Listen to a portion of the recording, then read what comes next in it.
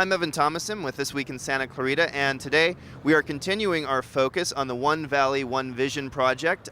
Joining us today is Director of Community Development, Paul Brotzman. And Paul, we've already talked about what a general plan is, but right now we're going to talk about the overarching goals of the One Valley, One Vision process. Just briefly, why don't you go over those for us? Sure, and they are basically the major themes that we're using to guide the planning process. They are, first, the creation of a greenbelt around the entire city and unincorporated area of the Santa Clarita Valley. Second, to develop a jobs housing balance within the Santa Clarita Valley. We're housing rich, jobs poor at the moment. Third, we recognize that you always need kind of a major area where you have your regional shopping facilities, where you have more employment center, and so we're creating kind of a center city area around the town center. And fourth is a valley of village concept. Essentially looking to create smaller village areas where people can live and work and shop in close proximity to their homes. So let's talk about how the green belt and the open space adds to that. You know, part of what we're trying to do is create a distinct, independent identity for the city of Santa Clarita and for the Santa Clarita Valley. People have moved here for a specific quality of life. We want to maintain that, and we want to help promote that character and identity.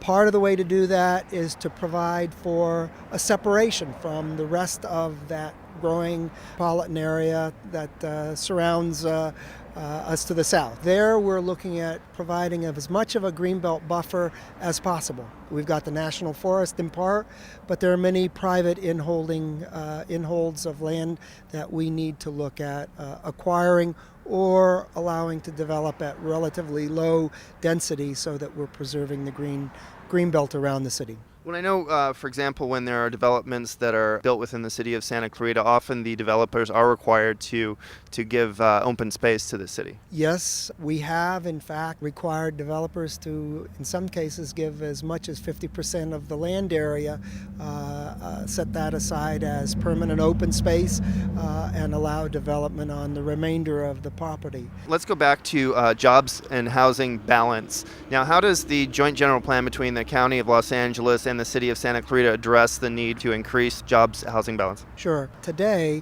Santa Clarita is essentially housing rich, jobs poor.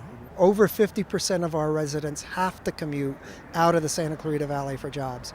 So we've been pushing and encouraging essentially a 2-to-1 jobs housing balance on a going forward basis, looking to create 2 jobs for every new housing unit that may be approved in the city or in the unincorporated area.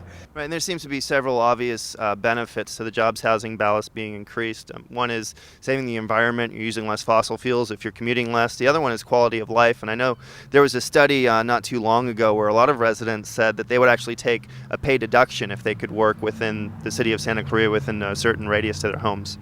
That's absolutely correct. It is definitely an environmental issue, and in fact, we're being mandated by the state. There was legislation passed called SB 375 that people will hear more about, where cities are required to reduce the miles driven. Let's touch on the last 2 things that you mentioned quickly. One is the area of the town center, the Westfield Valencia town center and the center of our city, and what's the focus on that? Sure, and in every city, you really have kind of a city center. It's where some of the regional needs are met, the regional shopping needs, and that's what the town center is and the town center drive. Often you have your civic facilities there, and in this case we have City Hall and the county facilities. Oftentimes it becomes a significant employment center, again, creation of jobs. So we're looking at this area around the Town Center Drive, around the Valencia, McBean, and Magic Mountain Parkways area as kind of the city center for the Santa Clarita Valley. Right, and the last thing that you talked about is an interesting concept, and it's the concept of a valley of villages. So why don't we explain on that a little bit more? Sure. There we're looking at, if you look at the Santa Clarita Valley as a whole, it's a big area. It's 250 square miles. If we're addressing jobs housing balance for the valley, that's one thing, but frankly, commuting from one end of this valley to the other end of the valley can be a very long commute. It can be a half hour, 45-minute commute. So if we can provide villages where we have shopping, local neighborhood shopping, where we have jobs, where we have school and civic facilities close in, kind of smaller villages, we've again reduced the need for people to be on the road. We've increased the amenities that are available to serve the local residents. We've provided for a mix of housing types so that families, as they age, as the parents grow older, may live in smaller homes and kids may live in larger homes with their children. So we've mixed the housing types. So we've created that village environment, and we think that's an important issue for quality of life. Paul, I want to thank you again for telling us about One Valley, One Vision. We are going to continue this series on One Valley, One Vision in upcoming episodes of This Week in Santa Clarita, and you can find out more on the city's website at santa-clarita.com/OVOV.